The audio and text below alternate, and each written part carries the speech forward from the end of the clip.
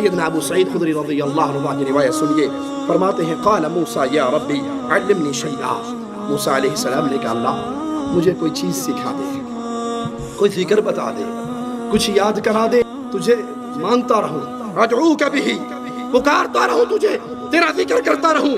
قال قل یا موسیٰ لا الہ الا اللہ، اللہ مالک نے کہا اے موسیٰ علیہ السلام تو ذکر کیا کر لا الہ الا اللہ، تو پکارا کر مجھے اس لا الہ الا اللہ کے وظیفے کے ذریعے۔ قال یا ربی کل عبادک یقول ھذا، موسیٰ علیہ السلام کہنے لگے اللہ لا الہ الا اللہ کا ذکر تو سارے ہی کرتے ہیں، لا الہ الا اللہ کا ذکر تو سارے ہی کرتے ہیں۔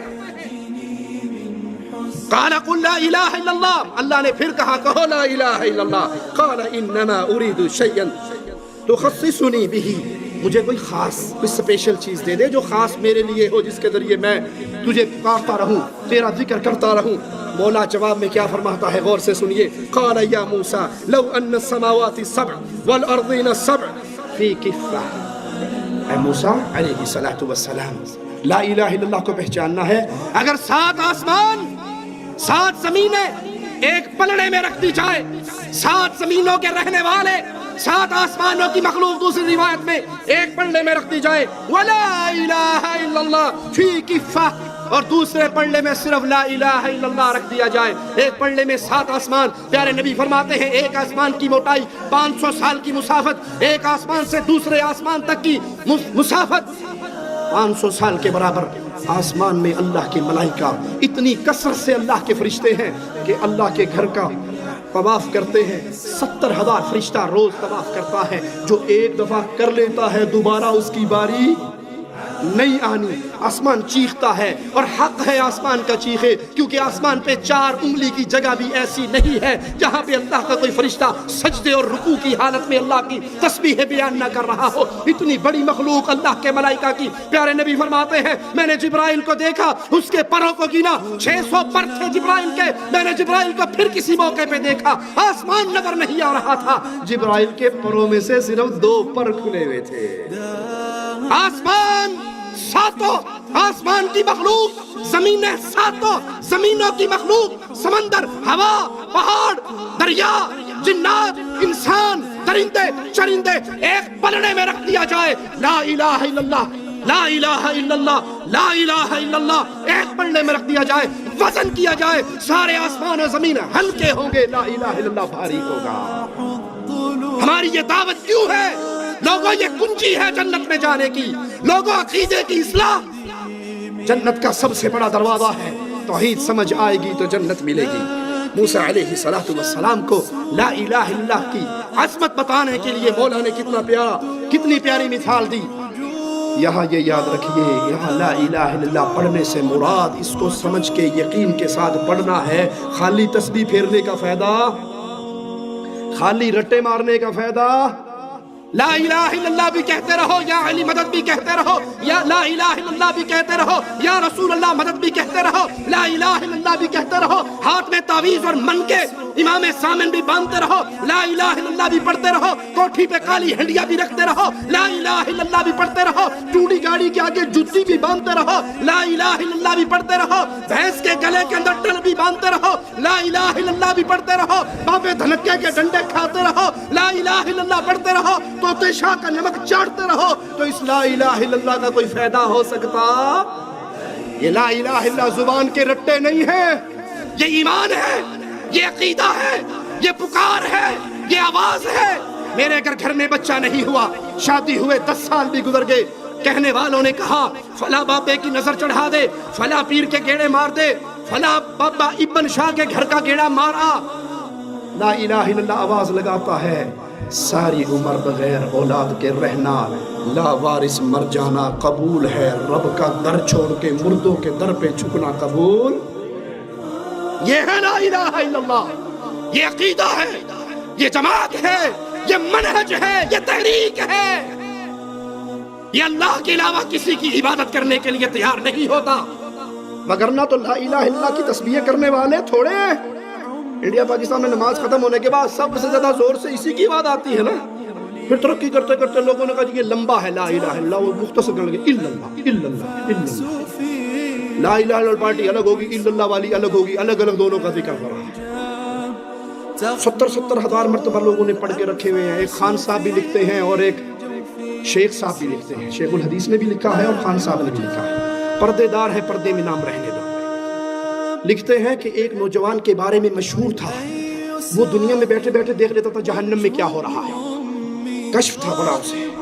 कश्फ नाम की दुनिया में कोई चीज़ नहीं है। इल्मे गैब का दावा करते हुए डरते हैं, मुशरिक का फतवा लगेगा तो छोटी बहन बना ली कश्फ के नाम से ही, तो कश्फ हो जाता था उसको। एक दिन बैठे बैठे जोर से रोने लग गया। किसी ने कहा क्यों रो रहे हो? कि मेरी माँ जहन्नम में जल रही है। उस पीर साहब ने 70,000 मरतबा ला इलाहा इल्लल्लाह ला इलाहा इल्लल्लाह ला इलाहा इल्लल्लाह का मणका फेंका हुआ था। उसने दिल ही दिल में बिल्टी कर दिया। बिल्टी समझते हो? हैदराबाद ट्रेन से बिल्टी कराओ, बंबई में छुड़ा लो। उसने भी बिल्टी कर दिया, बिल्टी छूट गई। ठट्ठा मार के हंस पड़ा। कहा चाचा मेरी माँ जहन्नम से निकल के जन्नत में जा रही है। इस छोकरे को पता लग गया कि मेरी माँ जहन्नम में जल रही है। जिस सहाबी ने दूसरे सहाबी से कहा हनीउ लहुल जन्नह, उसको नहीं पता कि खैबर की एक चादर आग बन गई है। तुमने अपने पीरों को सहाबा से भी बढ़ा दिया। इन्ना लिल्लाहि व इन्ना इलैहि राजिऊन। यहाँ ला इलाहा इल्लल्लाह से मुराद क्या है? सारे तवागीत का इनकार हो कि अल्लाह के अलावा कोई नहीं जिसकी पूजा की जाए। पूजा का बरहक मालिक सिर्फ अल्लाह है। ला इलाहा इनकार इल्लल्लाह बोलो, इकरार। लोग कहते हैं हाथों होड़ा रखिया करो, गुफ्तगू हिकमत से किया करें, नरम बात कहा करें। अरे हमें हमारे कलमे ने हमें होला हाथ रखना नहीं बताया, पहले कलमे ने तलवार चलाई। ला इलाहा काट तो गर्दने जो अपने सामने पीरों मुरीदों को बिठाकर झुकवाती है। काट तो इनकी गर्दने, इनकी अबूदियत, इनकी उलूहियत, इनकी इबादत का इनकार करो। कहो ला इलाहा। कोई मुर्दा दाता नहीं, कोई मुर्दा गरीब नवाज नहीं, कोई हुकूमतें नहीं बांटता, कोई नहीं जिसके बारे में कहा जाए शहबाज करे परवाज, जाने राज दिला दे। हमारा शहबाज परवाज करता है, दिलों के राज जानता है। उसके मिज़ार पे उसकी ज़ियारत के लिए जाने वाली बस उल्टी होती है, 200 बंदे मर जाते हैं, सुत्ता ही रह जाता है। उसको नहीं पता मुरीदों का बेड़ा गर्क हो गया। कोई नहीं ऐसा। ला इलाहा काटो गर्दने, इनकार करो तवागीत का। अल्लाह के अलावा पूजे जाने वालों से बरात करो। जब ये काम कर लो फिर अगली बात कहना इल्लल्लाह। दाता अल्लाह है, मुश्किल कुशा अल्लाह है, हाजत रवा अल्लाह है, बिगड़ी बनाने वाला अल्लाह है, औलाद देने वाला अल्लाह है, शिफा देने वाला अल्लाह है, बीमारियां टालने वाला अल्लाह है। जब इस ईमान और अकीदे से पढ़ा जाएगा ला इलाहा इल्लल्लाह, तो क़यामत के दिन इंसान अल्लाह की जन्नत का मेहमान बनेगा। मुस्नद अहमद, जामे तिरमिज़ी, इब्न माजा में सैयदना मुआज़ से रिवायत है रज़ियल्लाहु अन्हु अर्ज़ा फरमाते हैं क़ुल्तु या रसूल अल्लाह अख़बिरनी बिअमलिन युदखिलुनिल जन्नह व युबाइदुनी मिनन नार। अल्लाह के प्यारे हबीब सल्लल्लाहु अलैहि वसल्लम, कोई अमल बता दो, कोई अमल बता दो जिसको करूं तो अल्लाह की जन्नत में चला जाऊं, जिसको करूं तो जहन्नम से बच जाऊं। जन्नत में जाना, जहन्नम से बचना इंसान की जिंदगी का मकसद है। कामयाब है वो, कामयाब है वो जून जुलाई की गर्मी बर्दाश्त ना करने वालों, सूरज की गर्मी से बचाने के लिए हाथों पे फेयर एंड लवली लगाने वालों, सूरज की गर्मी से बचने के लिए टोटके करने वालों, बेगम को करीमे ला के देने वालों। मेरी बुढ़ी बाहर निकलती तो रंग काला हो जाता है, करीमा ला लिया कर, कोई हरज नहीं। हलाल माल से जो मर्जी खिदमतें करो बुजुर्गों की, लेकिन याद रखो कामयाब है वो जो जहन्नम की आग से बचकर अल्लाह की जन्नत में दाखिल हो। या रसूल अल्लाह सल्लल्लाहु अलैहि वसल्लम, कोई अमल बता दीजिए जिसको करने पर मैं अल्लाह की जन्नत में चला जाऊं और जहन्नम की आग से बच जाऊं। प्यारे हबीब मोहम्मद करीम सल्लल्लाहु अलैहि वसल्लम अमल बता रहे हैं। अल्लाह के लिए तवज्जो मेरी तरफ कीजिए। अमल बताया जा रहा है। वो अमल यतीम की कफालत से पहले है, वो मस्जिद के बनाने से पहले है, वो मदरसे आबाद करने से पहले है। वो अमल सारी नेकियों से पहले बुनियाद के अंदर वो अमल है। और वो अमल क्या है? तअबुदुल्लाह ला तुशरिकु बिही शैआ।